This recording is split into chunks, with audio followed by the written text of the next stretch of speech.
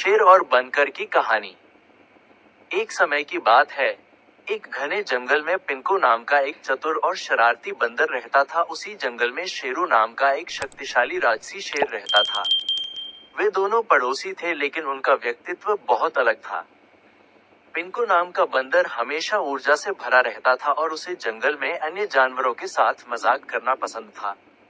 वह अपनी चालाकी के लिए जाना जाता था और अक्सर चालाकी दिखाने के चक्कर में खुद को परेशानी में डाल लेता था। दूसरी ओर शेरू बुद्धिमान और दयालु था। जंगल के सभी जानवर उसका सम्मान करते थे।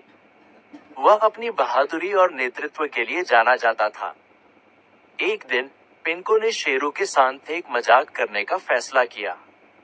उसने सोचा कि शक्तिशाली शेर को चुनौती देना और अन्य जानवरों के सामने अपनी चतुराई साबित करने में बड़ा मजा आएगा।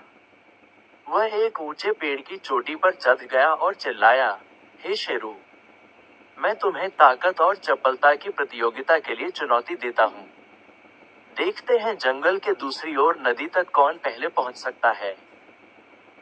शेरू बुद्धिमान होने के नाते जानता था कि पिंकू बंदर कुछ करने वाला है, लेकिन उसने बंदर के साथ खेल खेलने का फैसला किया। उसने जवाब दिया, बहुत अच्छा पिंकू, मैं तुम्हारी चुनौती स्वीकार करता हूँ। जंगल के अन्य जानवर प्रतियोगिता देखने के लिए इकट्ठा हो गए। शेरू और पिंकू प्रतियोगिता के लिए तैयार होकर साथ साथ खड़े हो गए। जैसे ही दौड़ शुरू हुई, पिंकू अपने लाभ के लिए अपनी चपलता का उपयोग करते हुए एक शाखा से दूसरी शाखा पर झूलते हुए आगे बढ़ता गया। वह तेज और फुर्तीला था और उसे विश्वास था कि वह ही जीतेगा। दूसरी ओर शेरू जंगल में शांति और स्थिरता से चलता रहा।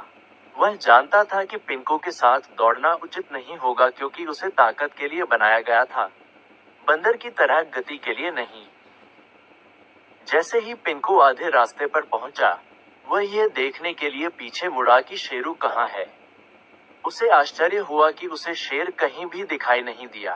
पिंकू बंदर यह सोचकर खुद पर हंसा कि उसने शेर को मात दे दी है। हालांकि पिंकू बंदर को यह नहीं पता था कि शेर ने एक अलग रास्ता अपना लिया है। वह नदी के लंबे लेकिन अधिक सीधे रास्ते का अनुसरण करते हुए और चला गया था।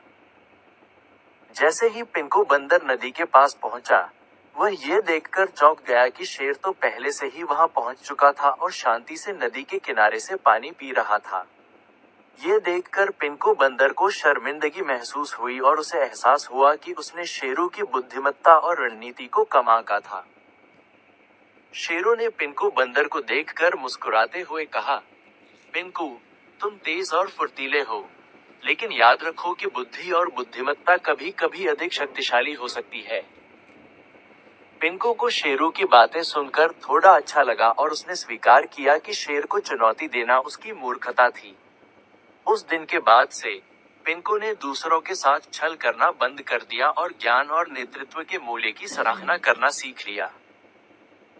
पिंकू बंदर और शेरू शेर ने एक साथ समय बिताया और पिंकू ने शेरू के मार्गदर्शन से कई मूल्यवान सबक सीखे।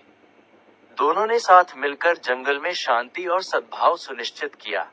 सभी जानवरों को सम्मान, दया और समझ का महत्व सिखाया। इस प्रकार चतुर बंदर और बुद्धिमान शेर जंगल में मित्रता और सहयोग की विरासत छोड़कर हमेशा के लिए खुशी से रहने लगे। शिक्षा। बंदर और शेर की कहानी से हमें शिक्षा मिलती है कि हमें कभी भी दूसरे को नीचा दिखलाने के लिए मजाक नहीं करना चाहिए, अन्यथा हमारा ही मजाक बनकर रह जाता है।